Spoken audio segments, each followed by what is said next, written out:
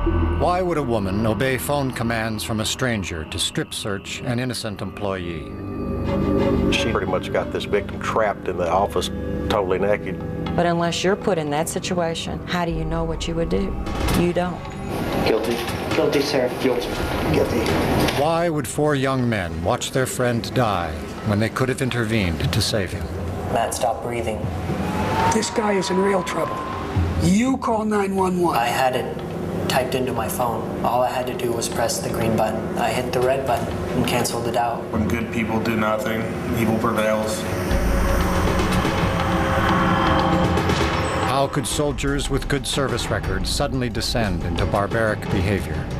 Sometimes you cross a line, and it's a thin line at any time that can be crossed by anybody if placed in certain conditions. The answer to these questions can be found in the human behavior experiments. Hands off the door. Hey, I don't want anybody back in your bed in your clothes, you prison!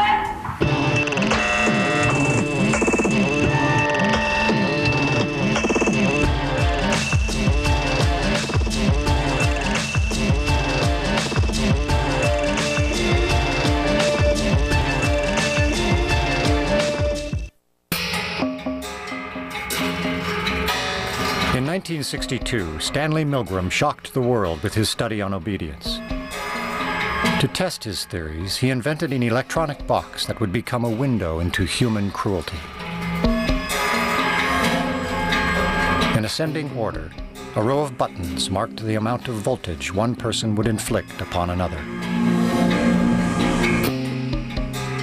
Milgram's original motive for the experiment was to understand the unthinkable. How the German people could permit the extermination of the Jews. When I learn of incidents such as the massacre of millions of men, women, and children perpetrated by the Nazis in World War II, how is it possible, I ask myself, that ordinary people, who are courteous and decent in everyday life, can act callously, inhumanely, without any limitations of conscience? These are questions that concern me. It is May 1962. An experiment is being conducted in the Elegant Interaction Laboratory at Yale University. Psychologists have developed several theories to explain how people learn. One theory is that people learn things correctly whenever they get punished. What inspired Milgram, I would say there were a number of factors. One of them is he was very ambitious. He wanted to make a mark in social psychology. And he wanted, as he wrote to one friend, he wanted to come up with the boldest experiment that he could think of. Teacher, would you take the test and be seated in front of the shock generator, please, in the next room? Milgram's experiment was rigged. The so-called learner was part of the experiment. The real subject was the teacher. Shock of 75 volts. Now, as teacher, you are seated in front of this impressive-looking instrument, the shock generator. Its essential feature is a line of switches that goes from 15 volts to 450 volts, and a set of verbal designations that goes from slight shock to moderate shock, strong shock, very strong shock, intense shock, extreme intensity shock, and finally XXX, danger severe shock. Now the question is, how far will you proceed on the generator before you turn to the experimenter and refuse to go any further? Incorrect. You'll now get a shock of 105 volts. Hard head. Just how far can you go on this thing? As far as is necessary. What do you mean, as far as is necessary? To complete the test. Milgram was very much aware that obedience is a necessary ingredient for society to function. But he focused on the darker side of obedience. Incorrect. 150 volts. Sad face. Wait a minute. That's all. Get me out of here. I told you I had heart trouble. My heart's starting to bother me now. It's absolutely essential that you continue. As I said, the experiment requires that you continue, teacher. I'm not going to go any further. Now this man makes disobedience seem a very rational and simple deed. Now other subjects respond quite differently to the experimenter's authority. 165 volts. Time. Clearly, when we say people went to the top of the shock board, it wasn't like they were going blithely, sadistically. People went stop and go, stop and go. I can't stand the pain. Let me out of here. Can't stand it. I'm not going to kill that man, eh? According to Milgram, one of the things that's a prerequisite for carrying out acts that are evil is to shed responsibility from your shoulders and hand it over to the person in charge. I mean, who's going to take the responsibility if anything happens to that gentleman? I'm responsible for anything that happens here. Continue, please. All right, next one, slow. He didn't hold any gun to anybody's head, just the fact that he conveyed a sense of authority. Roughly 60-65% of the people went all the way to the top of the shock board. 450 volts. That's it. Now continue using the last switch on the board, please, the 450 switch for each wrong answer. Continue, please. I'm not getting no answer. Don't the man's health mean anything? Whether the learner likes it or not, But he might be dead in there. Although Milgram's experiment took place over 40 years ago, his findings on obedience to authority are still relevant to us today.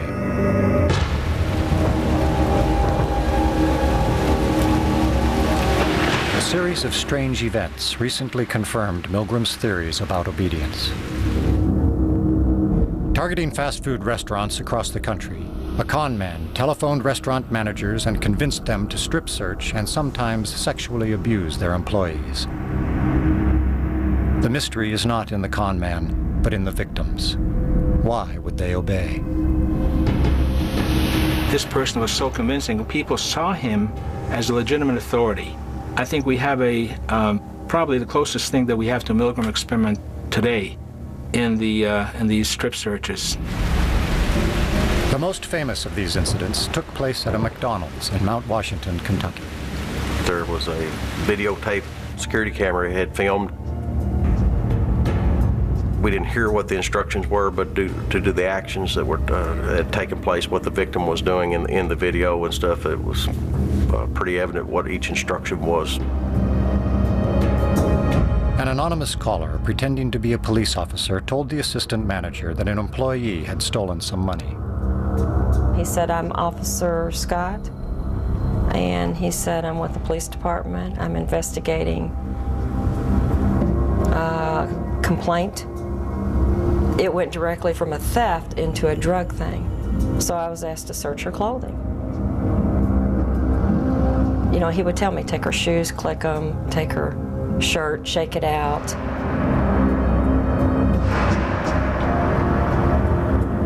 I know how it seems to people, but you weren't on the phone with him. The man has convinced 70 to 100 other places the very same thing. He's very good at what he does. Very good.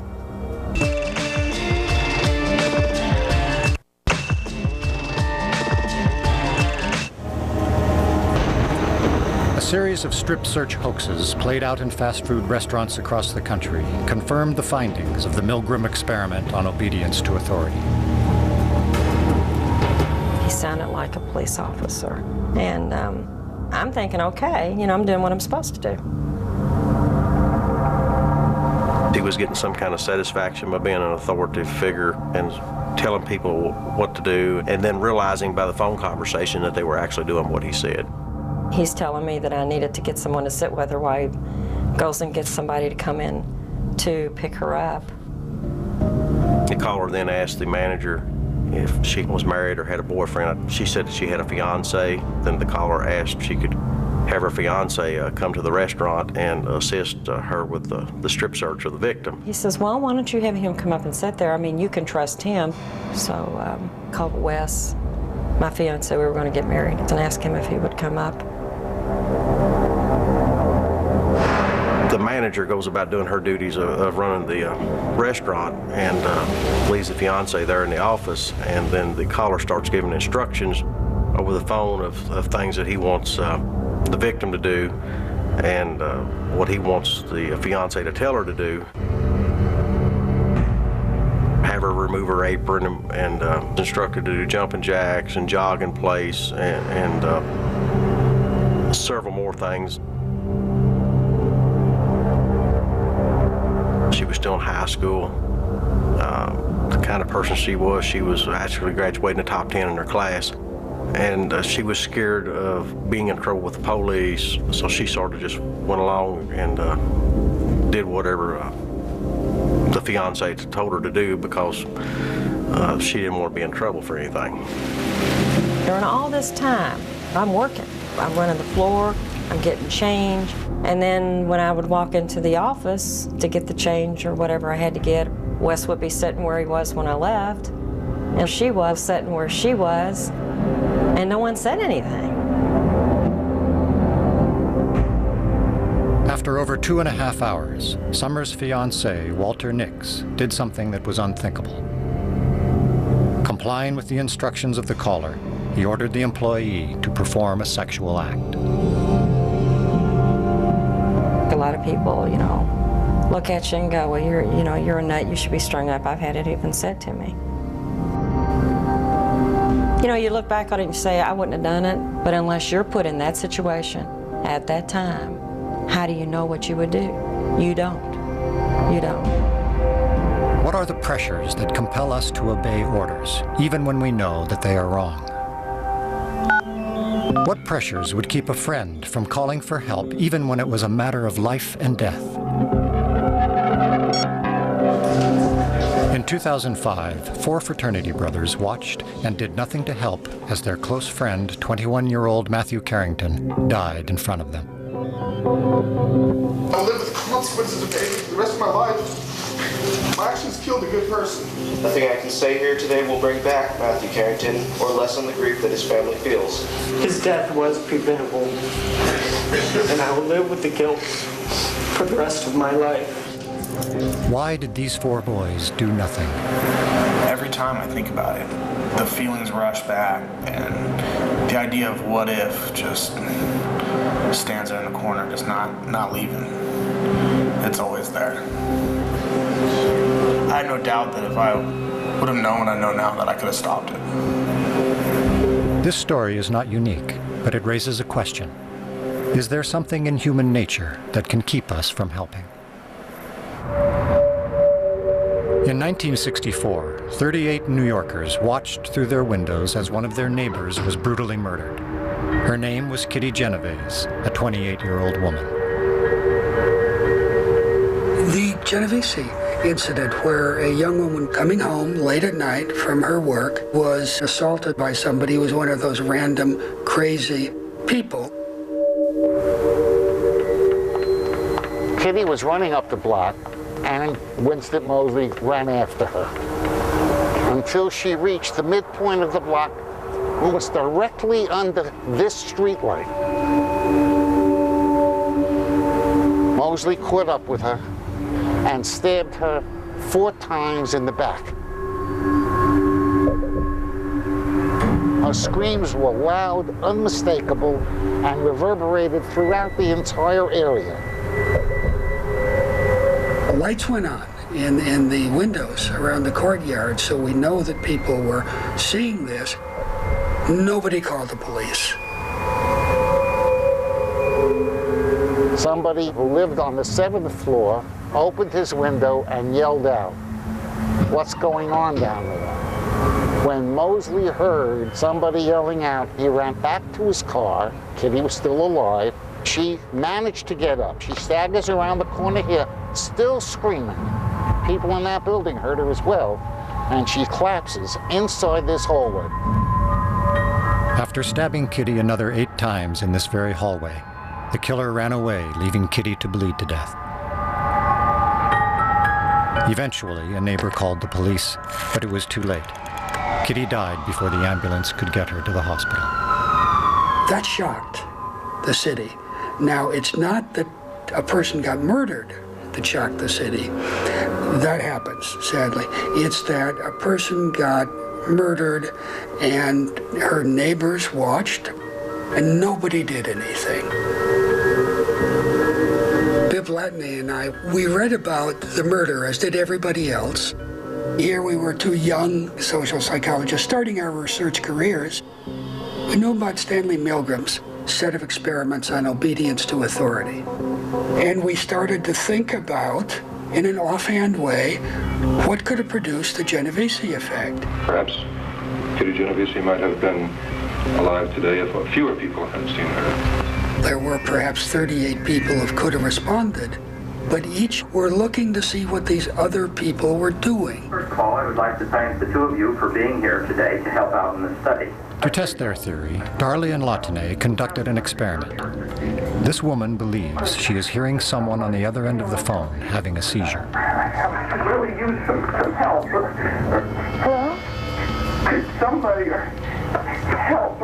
If you knew there was nobody else but you to help, you got up, you opened the door of your room, and you headed off to find the person. On the other hand, if there were 3 or 4 other people present who you heard, I would like to thank the 3 of you for being here today to help us with this study. We are interested in learning. You are much less likely to respond yourself. Somebody give me a little help here. I'm having a real problem right now. Help me out. The responsibility any individual feels for helping is diffused when there are other people who could also help. So what can we say back to the bystanders in the Genovese situation? The first thing we can say, I think, is they got a bum rap. They were reacting the way that you or me might react in those situations. There have been many incidents like the Genovese incident since then. And there have been many incidents in which people who could help don't help.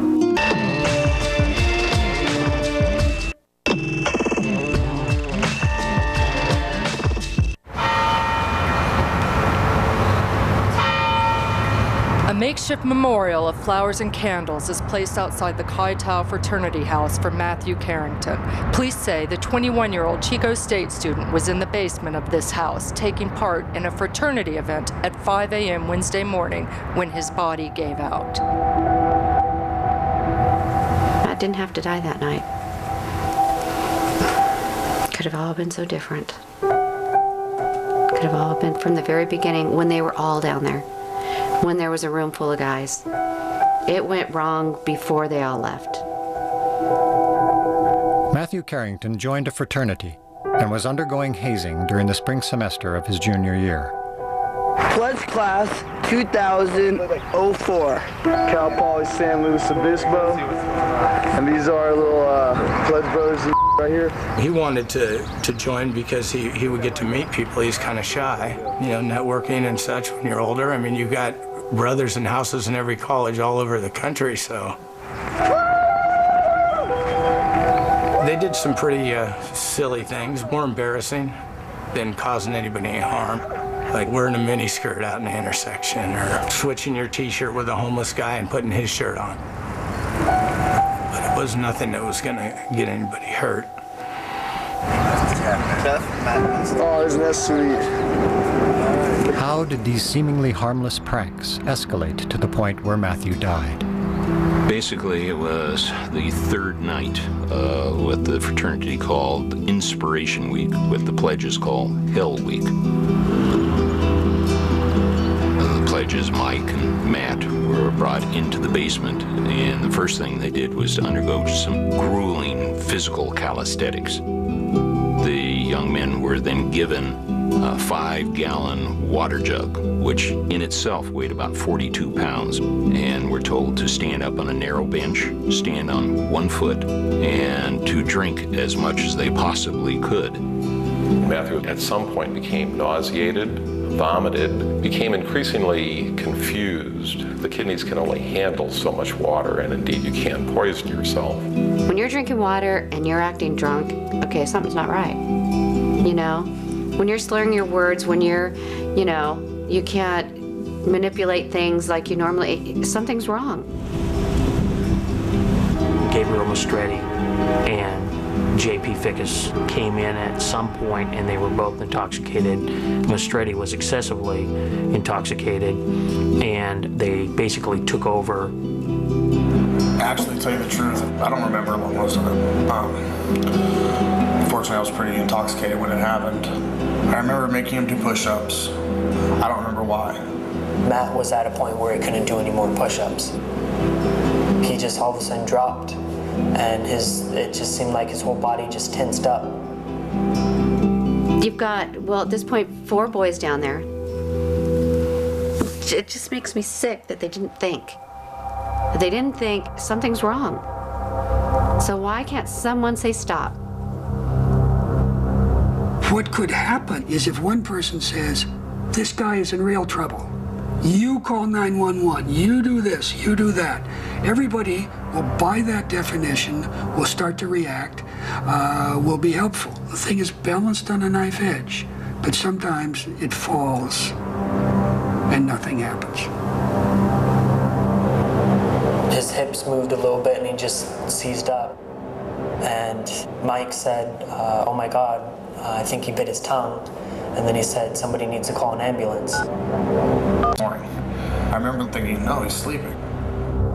The snoring was certainly not sleeping. It would have been a result of water intoxication and a pulmonary edema, which is basically the lungs filling with fluid. Approximately an hour after he had been left to sleep it off, he was not breathing. Do nothing for an hour while they have him lay there. Then they realize he's not breathing. Then all of a sudden it's like, call 911. Well, God, at this point they do, but at this point now, it's too late. Matthew was pronounced dead approximately 27 minutes after arrival in the emergency department. When we got there, they took me and Debbie in the back, and we were still hoping that when they pulled that sheet over his head, it was going to be another kid, not yours. Just as bad as that sounds, there was just a chance it wasn't our son. And as soon as they pulled the sheet up and you seen his hairdo, you knew it was him.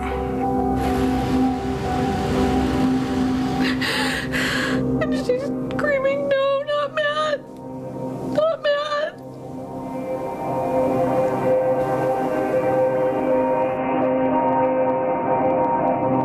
The 4 ringleaders in the fraternity hazing and torture death of 21-year-old Chico State student Matthew Carrington accepted responsibility. All 4, some through tears, pleading guilty. Guilty. Guilty, sir. Guilty. Guilty.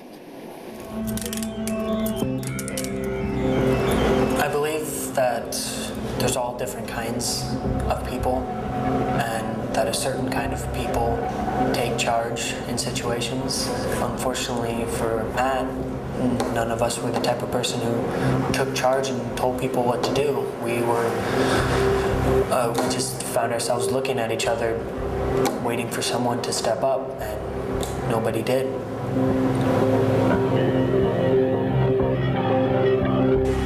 What it's hard for us to realize is the power that situations have over us to cause us to act in certain ways. It was not the case that they had been horrible moral failures. It's the case that they're like the rest of us, caught up in situations, influenced by the situations, reacting.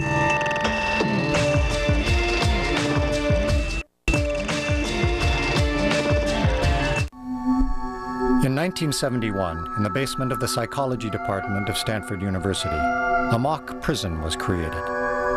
It rivaled all social psychology experiments in controversy.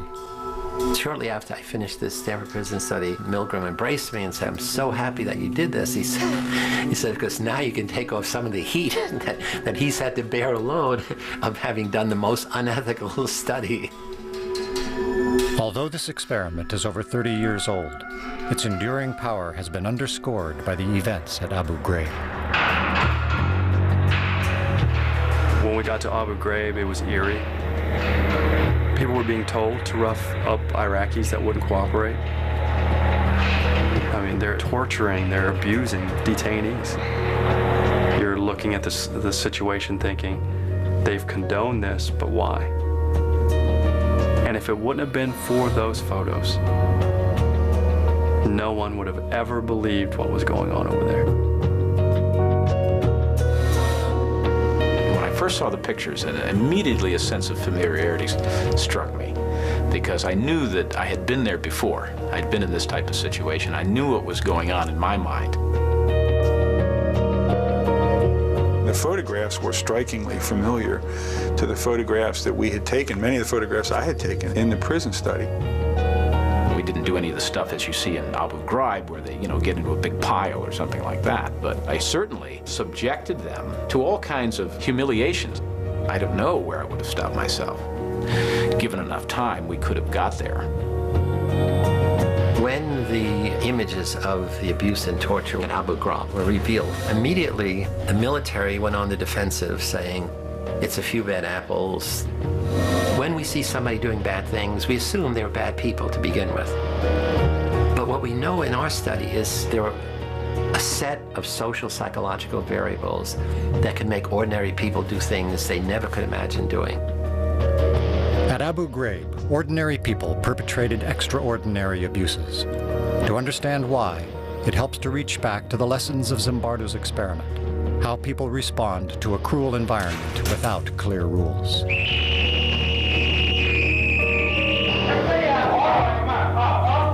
I think he and everybody else who came down into that situation got caught up into that situation. And the sense that this was an experiment, that began to fade away.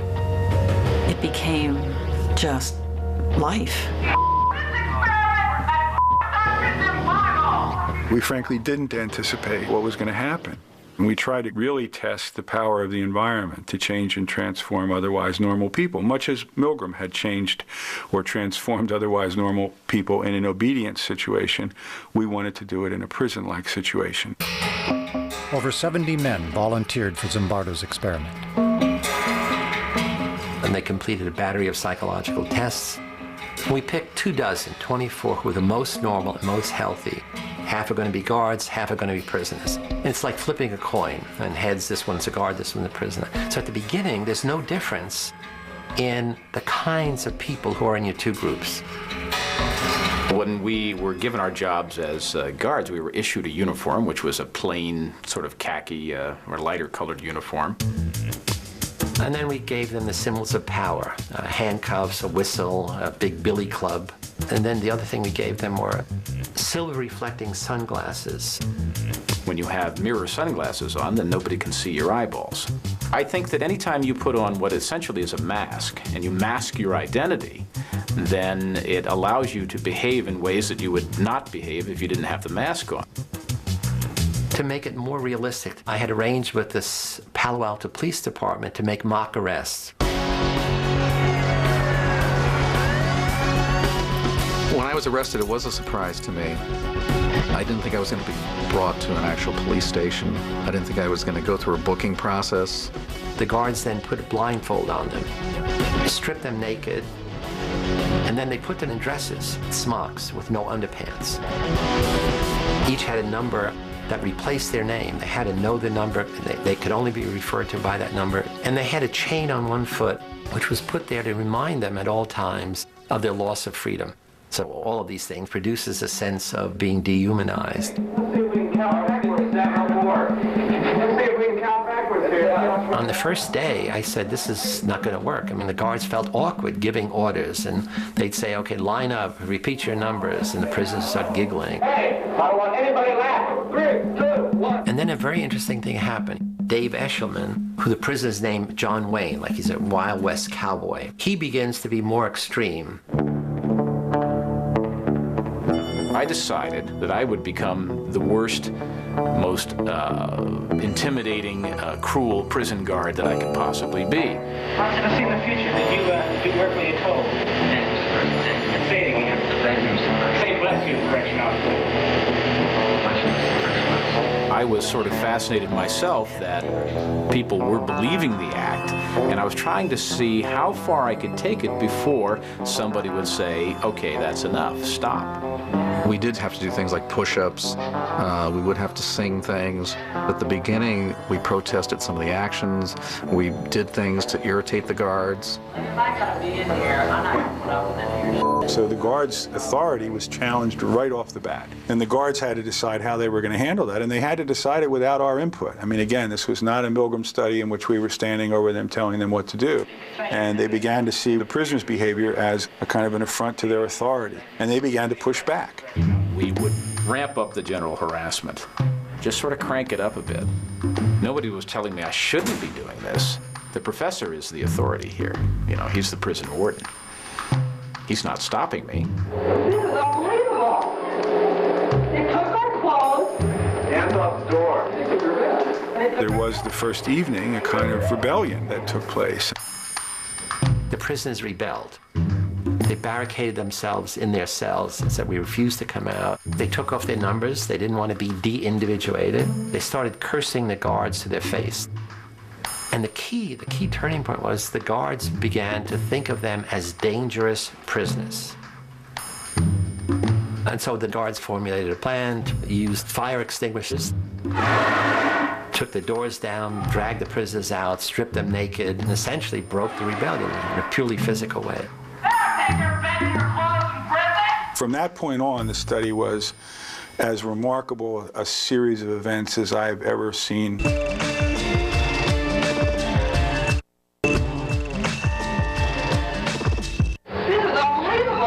On the second day of Zimbardo's Stanford prison experiment, the guards quashed the prisoner rebellion. They punished them by putting them in solitary confinement, which was a small closet. You could squat or stand, but you couldn't sit, and it was dark and dank, actually. Every hour, every day, there's a teeny little bit more of an increment. And they're stepping up, taunting the prisoners, they're stepping up, the count's not letting them sleep, they're stepping. I don't think from 1 minute to the next, the people who are in it see the change and see the difference. And then the next key thing happened beside the rebellion. Prisoner 8612, he was the first one to have an emotional breakdown. I feel really inside, you don't know, I gotta go. To a doctor, anything. I mean, Jesus Christ, I'm burning up inside, don't you know? I don't know how to explain it, I'm all up inside! Help out! Help out now! At the time, if you had questioned me about the effect I was having, I would say, well, they must be a wimp. They're weak or they're faking. Because I wouldn't have believed that what I was doing could actually cause somebody to have a nervous breakdown. It was just us sort of getting our jollies with it. Let's be like puppeteers here. Let's make these people do things. What if I told you to get down in that quote? What would you do then? The guards now began to escalate their use of power. Some of them had prisoners clean out toilet bowls with their bare hands. They now taunt, humiliate, degrade the prisoners in front of each other, and they exert arbitrary control over the prisoners. They keep thinking of more and more unusual things to do, and very soon after the fourth day, things begin to turn sexual. You be the bride of Frankenstein, and you be Frankenstein. I want you to walk over here like Frankenstein and say that you love true man. If you want to fully sort of humiliate somebody, then you want to get them in those things that where their biggest fears are. And a lot of us have a lot of sexual hang-ups, and so that was part of that effort to humiliate them even further. Get up, bro. I love you, true man, please. I love you, true man. You're smiling, true man, please.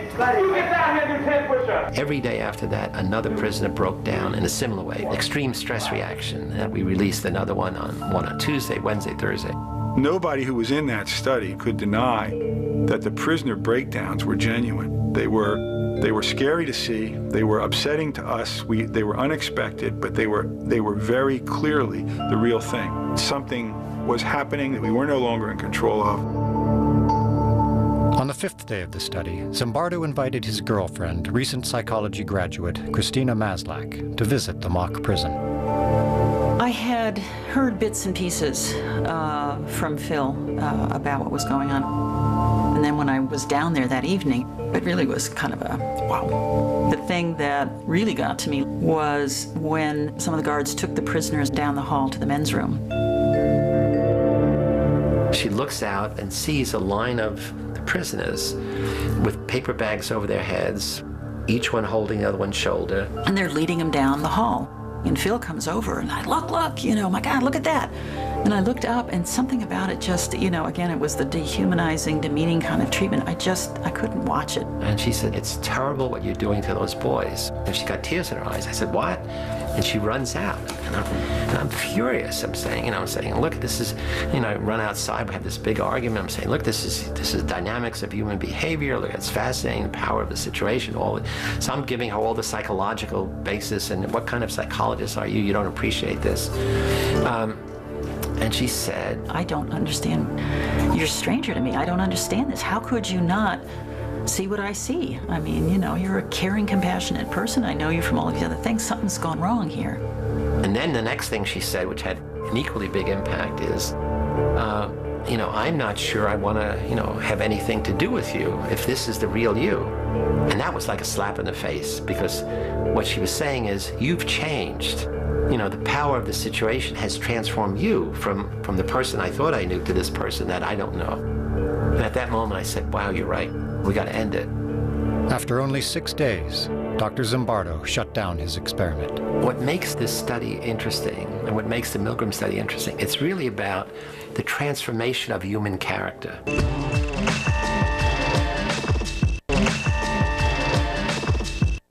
Zimbardo decided to cut short his experiment due to the growing hostility of many of the guards. People can be seduced into doing things they never thought they could.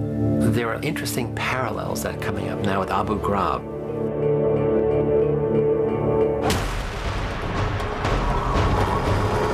At Abu Ghraib, standard operating procedures were changed. Normally, military guards are supposed to protect prisoners. Suddenly, they were asked to soften them up for interrogators. We were never trained to be prison guards. The higher-ups said, use your imagination. Break them. We want them broke by the time we get back.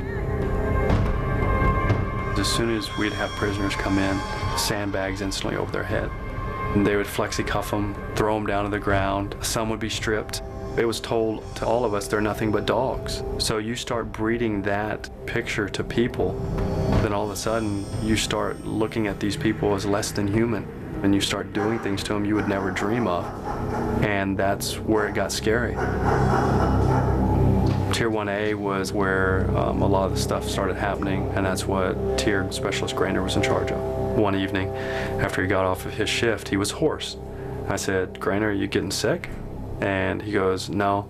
And I said, well, what's going on? And he says, well, I'm having to yell and do things to detainees that I feel are morally and ethically wrong. What do you think I should do? I said, then don't do them. And he goes, I don't have a choice. And I said, what do you mean? He says, well, every time a bomb goes off outside the wire or outside the fence, they come in and they tell me that's another American losing their life, and unless you help us, their blood's on your hands as well.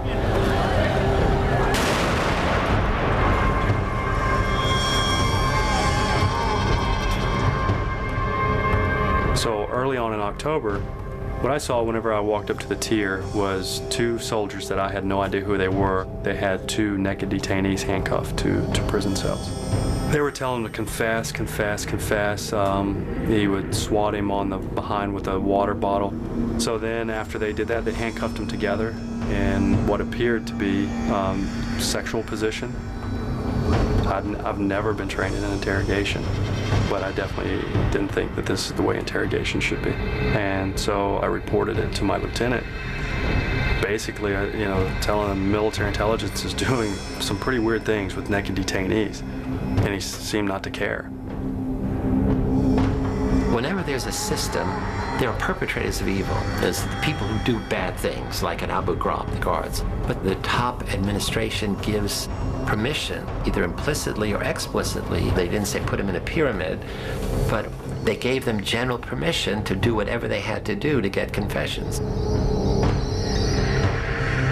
They may well be given missions in connection with this overall task and strategy. We also have to work those sort of the dark side, if you will. We're going to spend time in the shadows. I can't think of a worse thing for somebody who is in charge of an environment like that, or in charge of people who work in an environment like that, to say, it's time to take the gloves off and go to the dark side. Those kinds of institutional environments create pressures on people to head to the dark side anyway. I mean, we learned this in the prison study. Those environments elicit the worst from good people.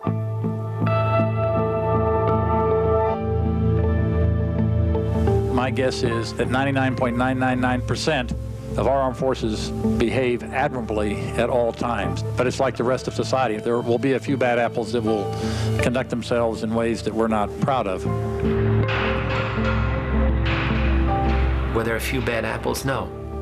What was bad was the barrel. Who made the barrel? This whole chain of command. I feel terrible about what happened to these Iraqi detainees. They were in U.S. custody. Our country had an obligation to treat them right, to treat them as human beings. We didn't do that. That was wrong. Prior to the Abu Ghraib scandal, Donald Rumsfeld had personally approved a menu of interrogation techniques, including dogs, stress positions, and nudity, that violated long-standing military rules. When you follow an order, you got to be held accountable as well. But the ones that hold the key to that door, the ones that ask you to walk through that door, hold a higher accountability because they know better. I know the situation very closely now because I was an expert witness for one of those guards, Chip Frederick. Exemplary soldier, 9 medals, model father, husband, patriotic, normal, healthy, no sadistic tendencies. Nothing that would indicate he was anything other than an ordinary good guy. And he gets into this place and he is totally corrupted. Sometimes you cross a line, and it's a thin line at any time that can be crossed by anybody if placed in certain conditions. I think it's a hard conclusion from all of the research evidence to sort of say there's nothing inherent in who you are that would necessarily say, I'm safe, I will never cross the line. That research was done 30-something years ago. This is not news, The lessons that were learned, it's been in textbooks, it's been taught in psychology courses. Other research, Milgram, all of these other studies are pointing to those same conclusions. It is the rare person who's able to be in that situation and resist. It's the majority who conform, who comply, who obey authority, who do these things. And that's what nobody wants to hear. We want to all think we're heroes. If we were in that situation, we'd be different. Maybe that's true. But heroes are rare in any society. They are the exception. The rule is the majority. The rule is the base rate is what the average person would do. And so the big message from the Stanford Prison Experiment, big message from the Milgram Obedience Study, from many of these other studies, is that if you imagine yourself in those being a participant in the studies, you have to say, it's likely I would do what the majority did. And I'm not that special. I'm an ordinary person. They were ordinary people.